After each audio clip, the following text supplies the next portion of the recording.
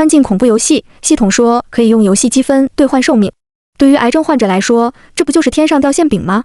可进入游戏的第一条规则就说，被 BOSS 喊名字的人就会死。站在我面前的 BOSS 薄唇微张，我垫脚用我的嘴堵住了 BOSS 的嘴，来了个深吻。死鬼，叫我宝贝。游戏结束，我流着眼泪跟 BOSS 说，阳村的风吹不到比奇堡，直接回到了现实世界。可没想到 BOSS 追到了我的相亲现场，宝贝，你都要跟别人2胎了，还拿我沸羊羊当备胎是吗？在我抱着马桶狂吐的时候，脑中多了一道机械的声音。亲爱的第99号玩家，我是98号系统，请问您是否要进入游戏？咋的？阎王家指标了？我吐得俩腿发软，我觉得我这脑瘤还能活一阵啊，这就出现幻觉了。系统没理会我的吐槽，进入游戏所获得的积分可以兑换任意您需要的东西，包括寿命财富。我就说吃的新药有副作用吧。我连滚带爬的躺回床上，这种美梦得做的9点，睡一觉前也有了命也有了。我话音刚落，就被一阵风刮进了一座废弃的医院。墙上不知被写了多少语句不通的话，最上面还排着数不清的名字。欢迎第99号玩家来到张江医院。我看着门边的规则警示牌，打了个冷战。1，请玩家不要泄露姓名，如果陈院长喊出你的名字，现实及游戏的你会立即死亡。2，可获得积分的任务分布在本院的任意角落，请玩家注意，任务数量有限，任务越难积分越高。3，本院只有2楼食堂提供食物，但需要您使用积分兑换，食堂开放时间为13点至14点。4，本院的护士身着绿色制服，如果遇到身着绿色制服的护士要您吃药，请不要拒绝。5，不能拒绝 NPC 提出的要求。6，玩家击杀其他玩家后，可以继承被杀玩家的全部积分。7，玩家需完成本院全部4个任务才可以离开医院。8，如果您不幸在本次游戏中被杀，现实的您也会被抹杀。9，您需要在游戏内存活14个小时，游戏结束后以任何形式获得的积分都可以兑换。10，本轮游戏共有4位玩家，在游戏中您的身体会恢复到您的最佳状态，祝您玩得愉快。我闭紧了眼睛，哆嗦着手掐了自己一把，微微的痛意从手臂处传来。所以这是场真实的游戏，只要获得足够的积分，现实中的我就可以变健康。我坚定地睁开眼睛，反正都是死，说干就干。可刚坚定了2秒，就看见眼前一张戴着面具的脸不断凑近。我视线往下滑动，白大褂胸前的挂牌上写着3个明晃晃的大字：陈院长。好，开局遇 BOSS， 天选开局。BOSS 薄唇微张，0，生死攸关。我脑筋转得比陀螺都快，我直接垫脚堵住 BOSS 的嘴，来了个深吻。死鬼，叫人家宝贝。BOSS 身躯僵了片刻，将手中的斧子举了起来。宝贝，那死鬼来杀你喽！空气中消毒水的味道跟喉间的血腥混在一起。我缩在角落，看着 BOSS 拎着斧头消失后，才敢起身环顾病房四周。病房墙壁上画着一个大大的12，病房内只有一张床，被子下鼓起一团，好像盖着什么东西。我咽了下口水，猛地掀起被子。一个没有脑袋的人被绑在病床上，正在不断挣扎，仿佛一条脱水的鱼。一张纸条从病服兜里滑了出来，请玩家找到吴奇失去的头颅，任务积分10分。门外传来轻柔的敲门声，吴奇，该吃药了。一身绿色制服的护士仿佛没看见床上被绑着的无头身体，径直将药放在了我的手心。不能拒绝穿绿色制服的护士。在护士殷切的注视下，我乖巧地将药塞进嘴里，压在舌下。吴奇，你的病号服已经洗好，放在了3楼的洗衣室里了，有时间可以自己去取。这是在提示我去洗衣房。我吐出了压在舌底的药片，迅速翻了一遍病房，一无所获后决定去洗衣房一探究竟。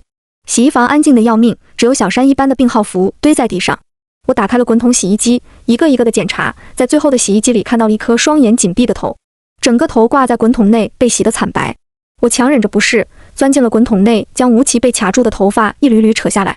滚筒微微转动，我心里一慌，这滚筒不会又要开始洗脑袋了吧？好在滚筒只是晃动了2下。我抱着吴奇的脑袋钻出来的时候， BOSS 正伸着长腿替我抵住滚筒。宝贝，你为何要跑啊？要不是我伸腿挡着，你可跟吴奇一个下场了哦。我牙齿打颤，我人比较内向的见人就亲。我正费劲的编理由，怀里的脑袋猛地睁开了眼，发出了尖锐的笑声。来啦，他们来啦，他们终于来啦。吴奇的眼神十分奇怪，既有期待又有恐惧。你对我做过的事，终于要还给你了。一阵风刮过，一黑衣男子从我身边跑了过去，直接从我怀里抢了吴奇的脑袋。我看着黑衣男子的背影，总觉得有些许熟悉。他抢了我的脑袋。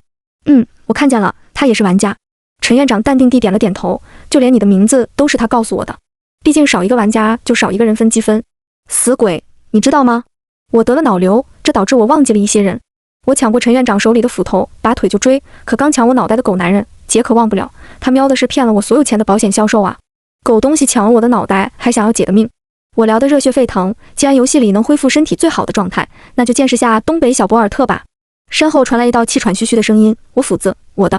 你拿的是我的斧子啊！死鬼，你都叫我宝贝了，你的就是我的。”我拎着斧子赶回吴奇病房的时候，外面已经站了一个瘦高男人。可能是看见了我手里的斧子，他体贴地拦了我一把：“里面现在不太好看，你要不等会儿再进去？”我一斧子劈开病房的门，身后传来了陈院长气急败坏的声音：“宝贝，快点把斧子还给我！”男人瞪大了眼睛，拔腿就跑。陈院长还跟玩家搞情趣啊！我80轮的尽兴，没注意到男人边跑边喊：“不是只有一个 boss 吗？你俩谁是啊？”陈院长靠着墙饶有兴趣地看我劈了半天门，体贴地伸手转动了下病房的门把手。“宝贝，你一身牛劲没处使是吧？”我眼疾手快地关上了门，借着拿斧头劈，这样比较有震慑力。可门一开，我愣在了原地，还是病房里比较有震慑力。吴奇抱着男人啃得欢快，男人不断地涌动身体，发出呵呵的声音。系统也没说 NPC 还吃人啊。血迹流到了我的脚边，喉咙里仿佛被塞了冰茶，我乖巧地后退2步，你慢慢享用。吴奇缓缓抬头看了我眼，要尝尝吗？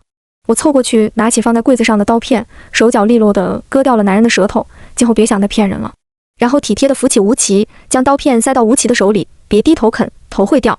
门刚关上，系统的声音瞬间响起：“恭喜第99号玩家完成吴奇的心愿，获得2积分。”依旧靠在墙边的 BOSS 扬了下头，那男人曾经骗过吴奇，让吴奇带了肚子后甩了吴奇，后来再加上乱七八糟的事，吴奇就割腕自杀了，也是个可怜人。我叹了口气，不是说进入游戏后会恢复到身体最好的状态吗？可我记不起他的名字。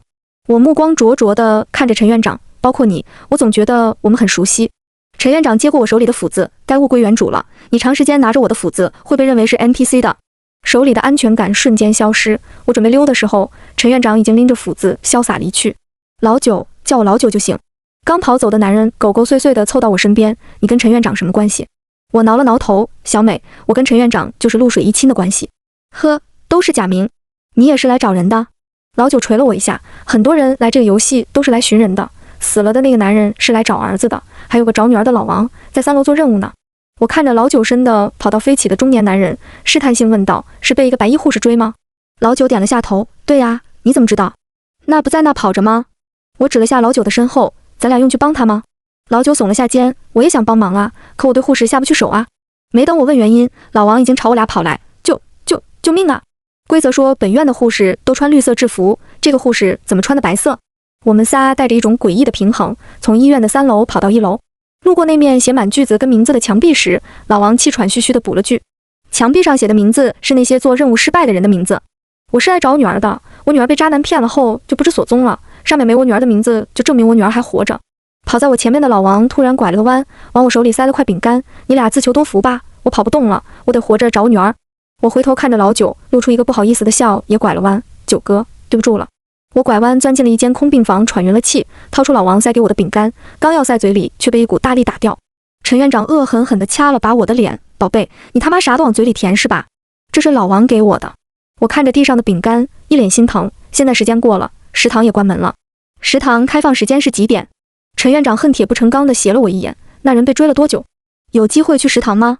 更何况我刚在食堂上班，可没看见他。所以这个饼干是任务。”我反应过来，不断凑近陈院长：“有没有什么内幕消息？你有问题就问，离我这么近做什么？”我又往前凑了一步，将陈院长抵在墙上：“想什么呢？死鬼！我在看你身后的医院地图。我们刚从3楼往下跑到1楼，所以老王发现的任务应该是在2楼。”我抬头笑意盈盈地盯着陈院长：“所以你要跟我一起去？”陈院长没回我的话，只闷声走在我身前，顺手还扔给我一个小面包。我将面包塞进兜里，天下没有白吃的午餐。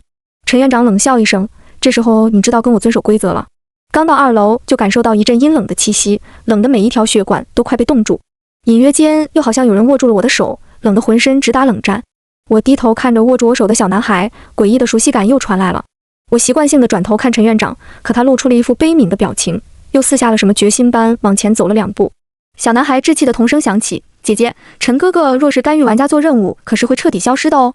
摔杯为号。”我手动的比脑子快，反应过来的时候，我已经带上了门将 BOSS 关在了门外。“姐姐，你回来是陪我玩的吗？所以我的任务就是陪你玩吗？”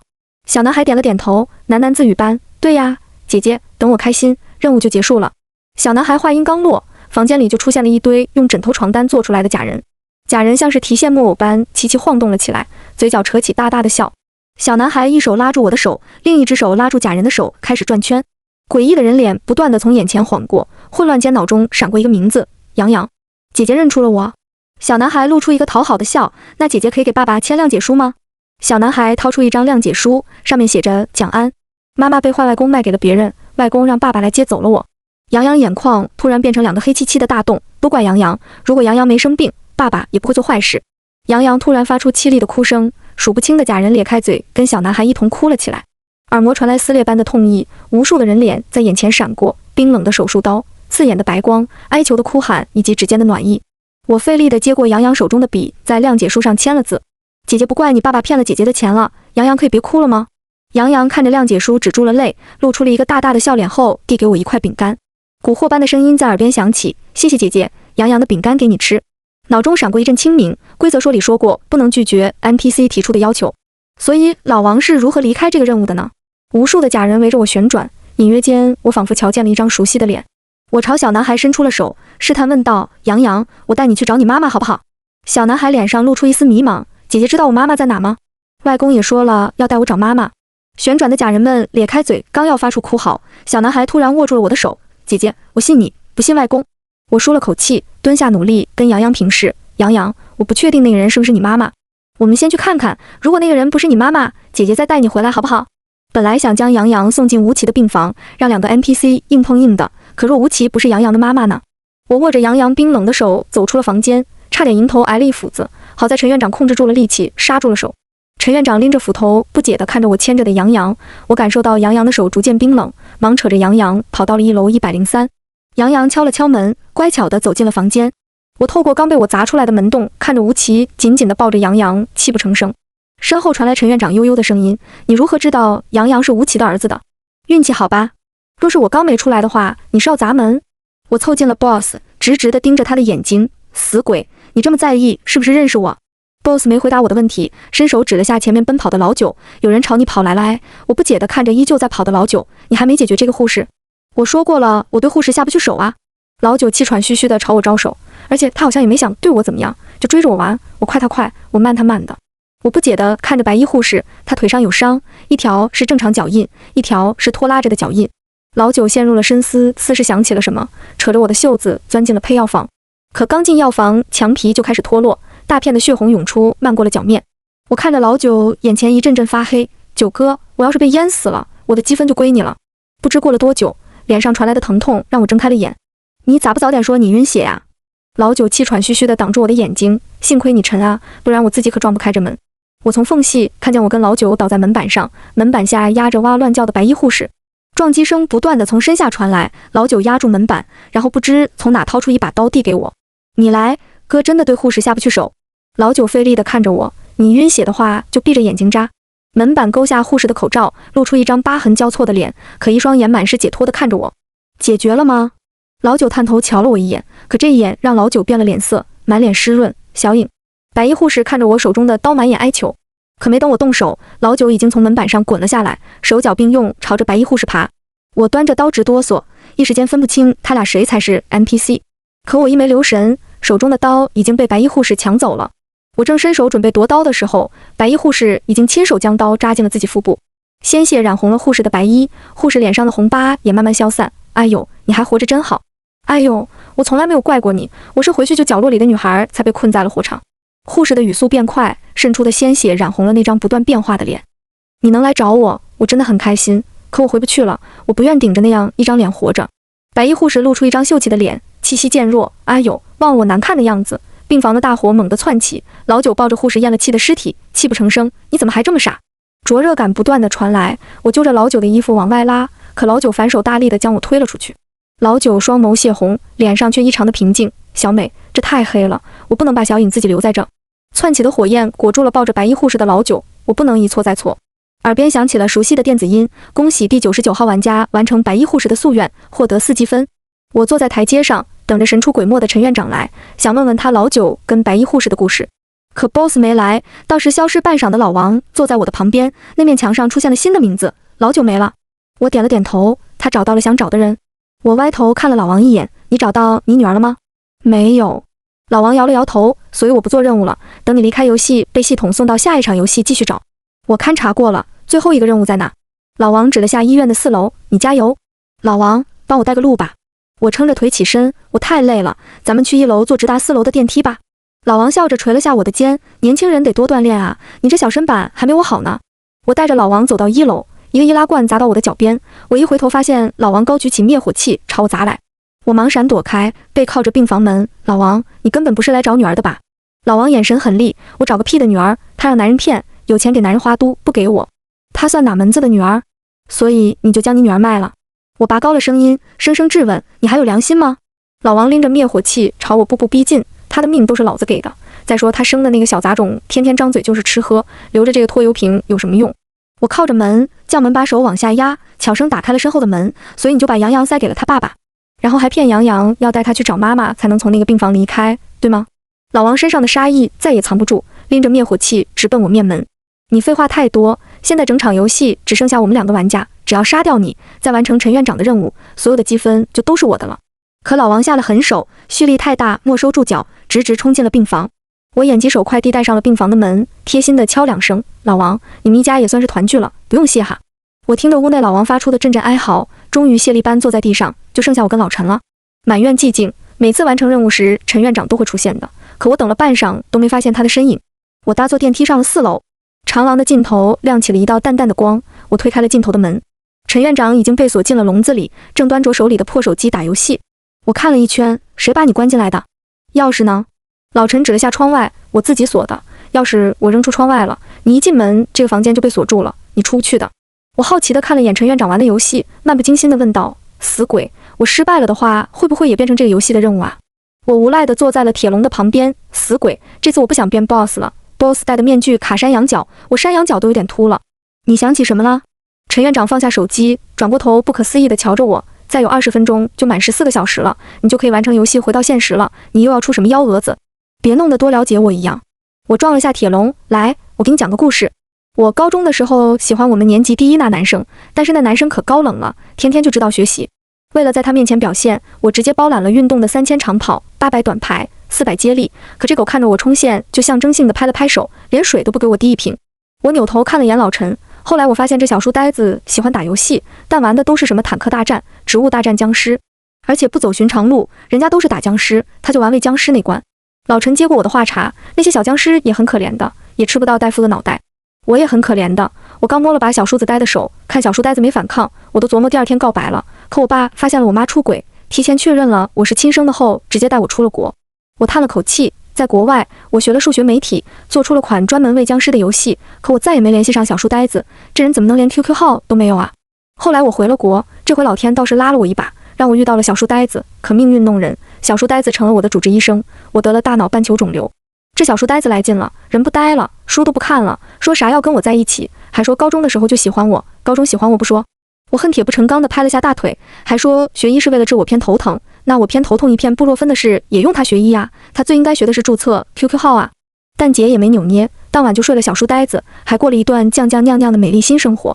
可后来手术失败，我陷入了半昏迷，进入了一款游戏做 boss。姐妹力大，小书呆子硬是从现实追到了游戏里，还用所有的积分换我离开了游戏。我趁其不备，从铁笼中拿出斧头。所以陈月，你当时如何进的这个游戏呢？如何消除我所有的记忆，送我回现实的呢？陈月面具下的双眼发红，小念，你本不会陷入昏迷的，是我导师在剥离肿瘤的时候造成了你脑组织损伤。我看着手里的斧子，晃了晃腰，这斧子我用的还挺趁手的。我抡起斧子，重重地砸在笼子的锁头上，只一下锁头就变了形。陈月嘴角微微抽搐，无奈地笑了起来，果然做 boss 还是你专业呀。可是小念，没用的，我的这关改了游戏规则，只放我出来没用的，你没时间做任务了。我收了手，扶着斧子喘了口气，就是感受下这种有劲的感觉。我掰开了被劈断的铁门，把陈月从里面扯了出来，紧紧地抱住了陈月。陈月摸了摸我的头，这回用积分换健康，好好活，别熬夜，别为了减肥晚上不吃饭，容易胃反流。房子是我的名字，过户我还得带你去，你当时连眼睛都睁不开，我带你去会被抓走蹲局子的，所以我交了20年的物业费。家里小妮要少喂些猫罐头，晚上别加餐了，她都胖成球了。我缓紧了陈月，可是陈月，没你的日子也不咋好过。我窝在陈月的怀里，喃喃道：系统，我要用积分换陈院长脱离游戏世界。陈月掐住了我的腰，系统的提示音响起，恭喜陈院长脱离游戏，请陈院长前往停尸房完成任务，获得额外积分。没等陈月开口反驳，系统继续播报：恭喜第99号玩家完成了任务陈院长的救赎，获得10积分。我跟陈月面面相觑，我小心翼翼地开口：所以你的任务就是要玩家带你离开游戏？